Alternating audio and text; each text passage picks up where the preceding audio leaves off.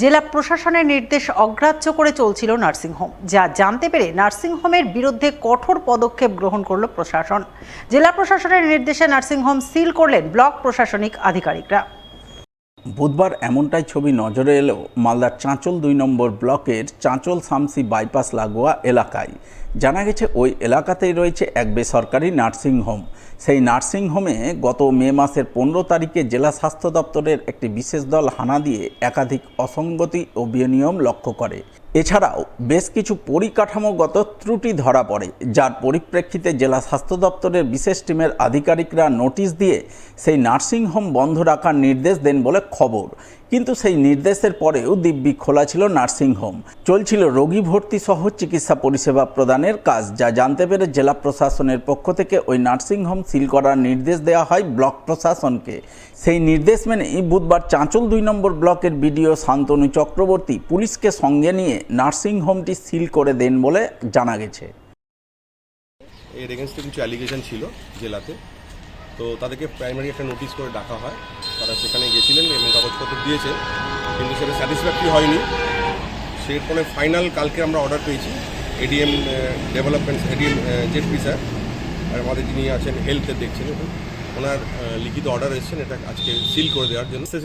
থাকার কথা থাকেনি এখানে। দুধের বোতল এবং হোয়াইট ফিনাইল একই সঙ্গে পাশাপাশি রয়েছে, মানে এরকম ভয়ঙ্কর কিছু অভিযোগ আছে। না সার্জেন রেখেছে যার কোনো নেই, মানে উনি রেজিস্টার্ড নন। একটা নার্সিংহোমে ওটি হচ্ছে, এখানে সার্জেন্ট আছে, সেখানে রেজিস্টার্ড নন। তারপরে আরও অ্যালিগেশন যদি বলেন, এখানে পেডিট্রিশিয়ান নেই, ওটি হচ্ছে, ওটির পরে যে বাচ্চাদের থাকবে সে ডাক্তার সেখানে থাকে না। এরকম প্রচুর অ্যালিগেশন আছে এখানে। সেই অ্যালিগেশনের বেসিসেই ওনারা এস্টাবলিশ করতে পারেনি, তাহলে ফাইনাল অর্ডারটা দিয়ে ক্লোজার নোটিশ দেওয়া হয়। সেজন্য আজকের আমরা পুলিশের সহযোগিতা নিয়ে আজকে মা সারেনা নার্সিংহোমকে আমরা এখানে সিল করে দিচ্ছি। এবার নিষিদ্ধ মাদক উদ্ধারে বড়সড় সাফল্য পেল মালদার ইংরেজবাজার থানার পুলিশ। পৃথক পৃথক অভিযানে প্রায় কোটি টাকার ব্রাউন সুগার সহ গ্রেপ্তার করল ৪ মাদক পাচারকারীকে। ধৃতদের মধ্যে রয়েছে এক মহিলা।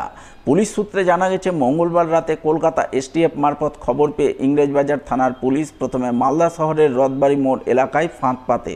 সেই ফাঁদে একটি লাল রঙের মারুতি গাড়ি সহ ৩ জন পুলিশের জালে ধরা পড়ে। তল্লাশিতে ধৃতদের হেফাজত থেকে উদ্ধার হয় ৪৬০ গ্রাম ব্রাউন সুগার।